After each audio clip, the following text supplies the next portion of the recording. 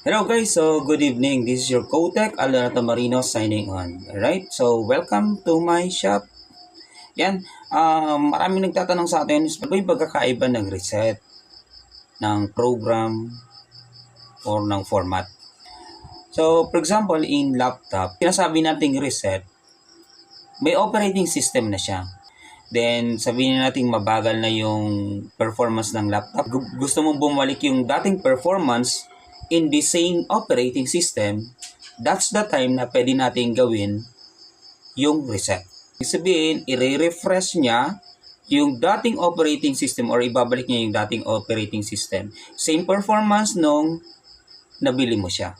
Then, mag-i-install ka ulit ng Microsoft Office, yung Word, Excel, PowerPoint, and other application.